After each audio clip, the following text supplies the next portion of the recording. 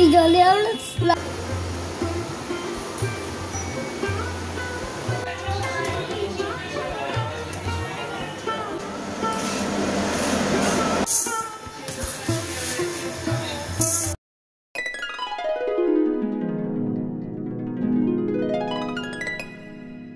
প্রত্যেকটা দিন যেন এক একটা প্রতিযোগিতা চলছে সময়ের সাথে। সকাল থেকে রাত পর্যন্ত অজস্র সাংসারিক কাজের মধ্যেই সীমাবদ্ধ আমাদের সারাটা দিন। নমস্কার বন্ধুরা, আশা করি তোমরা সবাই খুব ভালো আছো। আমিও খুব ভালো আছি। সম্পাস লাইফস্টাইলের আরও একটা নতুন ভিডিওতে তোমাদের সবাইকে স্বাগত। আজ হলো শুক্রবার। আজকের ব্লগটা একটু বেলা থেকে শুরু করলাম। ভিডিও শুরুতেই তোমাদের সঙ্গে শেয়ার করে নিই একটা সুন্দর দৃশ্য। আজ আকাশ যেহেতু মেঘলা, রোদ যেহেতু নেই, তাই বাইরের ওয়েদার আজকে ভীষণ ঠান্ডা। তাই এই পুকুরের জলে এক ঝাঁক মাছ কিভাবে মুখ তুলে উপরের দিকে দেখো সাঁতরে বেড়াচ্ছে, যেন দিনের বেলার এই শীতলতাকে ওরাও প্রাণ ভরে উপভোগ করছে। তবে ব্লগটা বেলা থেকে শুরু করলেও দিনটা কিন্তু আমার একই সময় শুরু হয়েছিল, যেমন রোজ হয়, ভোর 5:30। তবে সকালে আজ আর ভিডিও করিনি, ওই একটু একঘেয়েমি কাটানোর জন্য আর কি। রোজই তো সেই একই দৃশ্য নিয়ে ভিডিও শুরু করি, ঝাঁট দেয়া, রান্না করা, এইসব। এখন সকালের রুটিনটা তো আর চেঞ্জ করতে পারবো না, কারণ ওই কাজগুলো আমাকে যে সকালে করতেই হবে। তাই ভিডিও সূচনাটা একটু চেঞ্জ করলাম। তো এই মুহূর্তে তোমরা যারা আমার এই ভিডিওটা দেখছো, তোমাদের সবার কাছে আমার একান্ত অনুরোধ, তোমরা প্লিজ শেষ পর্যন্ত আমার এই ভিডিওটা দেখার একটু চেষ্টা করো। আর ভিডিওর কোনো অংশ যদি একটুও ভালো লেগে থাকে তাহলে অবশ্যই একটা লাইক করে দিয়ে তোমাদের বন্ধু বান্ধব আত্মীয় স্বজনের মধ্যে শেয়ার করে নিও। তুমি যদি আজ আমার চ্যানেলে নতুন হও তাহলে এই ছোট্ট চ্যানেলটা সাবস্ক্রাইব করে নিয়ে আমার পরিবারের সদস্য হওয়ার আমন্ত্রণ রইল।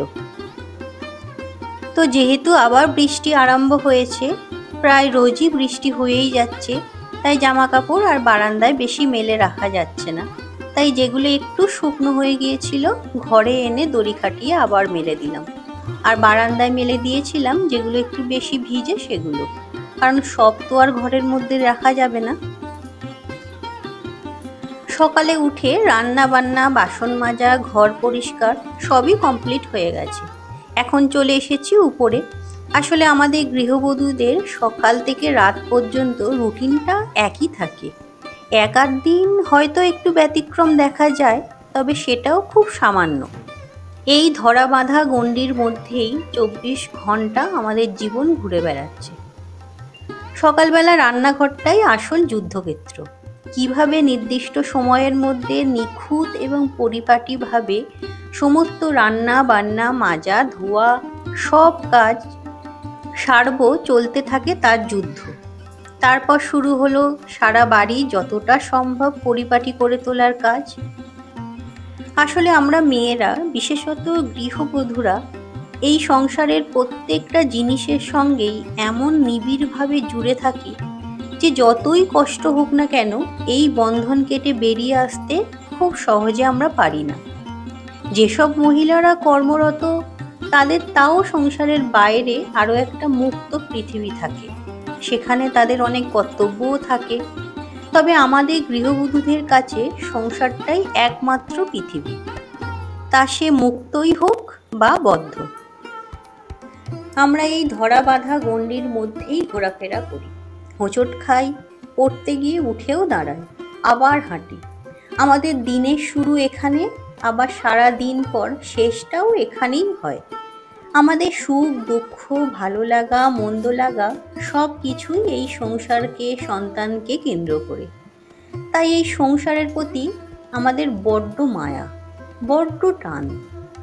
মাঝে মাঝে এই সংসারের একঘেয়েমিতে বিরক্ত হয়ে উঠি, বা অসুস্থতার সময় প্রচণ্ড বিতৃষ্ণা জন্মায় সংসারের প্রতি। কিন্তু পর মুহূর্তেই সমস্ত বিতৃষ্ণা বিরক্তি নিয়েই আবার লেগে পড়ি এই ঘর, এই বারান্দা, এই বিছানা সব কিছু পরিপাটি করতে। তো তো আজ রান্না করেছিলাম সর্ষে বাটা দিয়ে মাছের ঝাল আর আলু পটলের একটু ঝোল। আসলে মা যেমনভাবে নিজের শত অসুস্থতার মধ্যেও সন্তানকে আগলে রাখে, আমরা গৃহবধূরাও তেমন সংসারকে আগলে রাখি। আসলে এই ঘর বাড়ি আসবাবপত্র গাছপালা সমস্ত কিছুই আমাদের সন্তানের মতোই। এইগুলোকেও আমরা কত যত্ন করি, কত পরিশ্রম করে বাঁচিয়ে রাখি। তাই সংসারের মধ্যে সকাল থেকে রাত পর্যন্ত রুটিন রোজই প্রায় একই থাকে, তবু তার কিছু ঝলক তোমাদের সাথে শেয়ার করছি। তো গল্প করতে করতে অনেক কাজই কমপ্লিট করে ফেললাম। এখন হচ্ছে সন্ধেবেলা বাবার জন্য চাও করে নিয়েছি আর বসিয়ে দিয়েছি একটু কাবলি ছোলা সেদ্ধ করতে। তার মধ্যে সামান্য একটু চা পাতা দিয়ে দিয়েছি যাতে রংটা ভালো হয়। গৃহিণী রাই তুমি কমেন্ট করেছিলে বাপের বাড়ি যেভাবে থাকা হয় সংসার জীবনে আসার পর সবই পাল্টে যায়। আমারও একই মত দিদিভাই। প্রিয়াঙ্কাস ব্লগস থেকে তুমি কমেন্ট করেছিলে আমিও খুব খামখেয়ালি। সত্যি গো, বাচ্চা হয়ে যাওয়ার পর নিজের জন্য কিছুই থাকে না, সব বাচ্চা ফ্যামিলি নিয়েই চলতে হয়। ঘুম থেকে উঠে থেকে শুতে যাওয়া পর্যন্ত পুরো সংসার আমাদের। প্রথম দেখলাম তোমার ভিডিও, খুব ভালো লাগলো। অনেক ধন্যবাদ তোমাকে। আমি আপ্রাণ চেষ্টা করব যাতে পরের ভিডিওগুলো একই রকমভাবে তোমার ভালো লাগে। পাশে থেকো। তো সন্ধ্যাবেলা এই যেখানে আমি বাসনগুলো মেজে নিচ্ছিলাম। তোমরা তো জানোই দুপুরের খাওয়ার পরে বাসনগুলো আমি মাজি না, তো সেগুলো সন্ধ্যের দিকের জন্যই রাখা থাকে। আর আজকে না সন্ধ্যাবেলা একটু বাইরে বেরোবো, জানো, একটা কুর্তির পিস অনেক দিন ধরে কেনা আছে, পরেই আছে, তো ভাবছি আজকে একটু ওটা বানাতে দিয়ে আসবো। কারণ পুজো তো কাছে এসেই গেল, এর পরে দিলে আর পুজোর আগে ডেলিভারি পাওয়া যাবে না। তো ওর জন্যই তাড়াহুড়ো করে রান্নাটা কমপ্লিট করে নিচ্ছিলাম। রান্নাটা হয়ে যাওয়ার পরে একবার বেরোবো, বেরিয়ে ওটা দিয়ে আসবো বানাতে। তো এখানে বাসন মাজা আমার কমপ্লিট হয়েও গেছে, বাবির জন্য খাবার করাও হয়ে গেছে, আর বাকি আছে হচ্ছে রুটি। আর ওখানে চানাটা তো দেখলেই সেদ্ধ করতে দিয়েছি, একটু চানা মশলা বানাবো। তো দেখি কতটা কি করতে পারি। বাইরে না এখনো বৃষ্টি হয়েই যাচ্ছে, জানো, সারাটা দিনই আজকে রোদ ওঠেনি, যেহেতু ওয়েদার আজকে খুব ঠান্ডা, বেশ ঠান্ডা ঠান্ডাই লাগছে। পাখার তলায় বেশিক্ষণ থাকাও যাচ্ছে না, যদিও কাজ করলে একটু ঘাম হচ্ছে, তবে বেশ ঠান্ডা হয়ে গেছে ওয়েদার।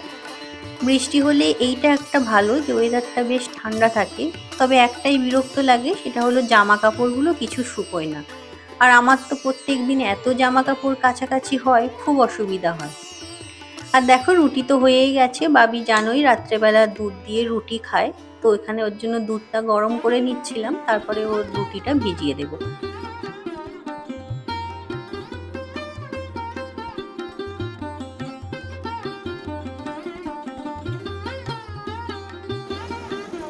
তো আমি বাইরে বেরোবো বলেছিলাম, তো সেখান থেকে ঘুরে চলে এসেছি। এসে এই যে চানা মশলাটা এখানে বসাচ্ছি। প্রথমে এই যে তেলের মধ্যে জিরে, তেজপাতা আর গোটা গরম মশলা ফোড়ন দিয়ে দিয়েছিলাম, আর তারপর এই যে পেঁয়াজগুলো দিয়ে ভালো করে ভেজে নিচ্ছি।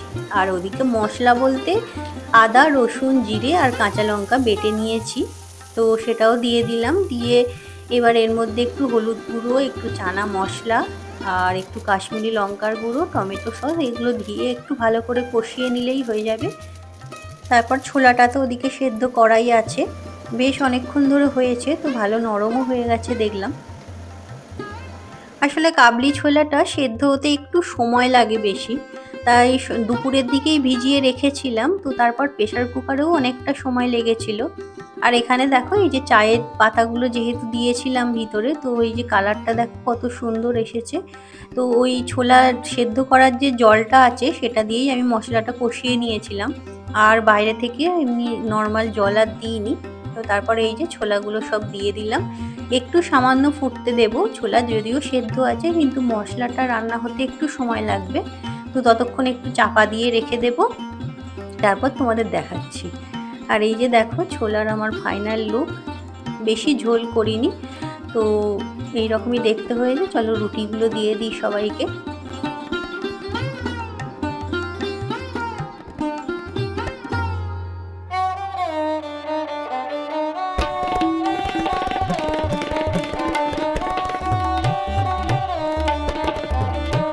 তো এরপরে আমি আমার খাবারটাও নিয়ে নিয়েছিলাম, সেটা তোমাদের দেখানো হয়নি।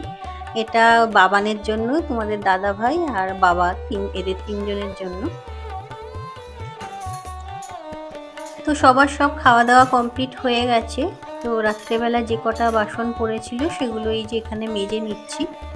আর বাবিকেও খাওয়ানো হয়ে গেছে। তবে আজকে কাল সকালে কি রান্না করব কিছু সবজি কেটে রাখা হয়নি।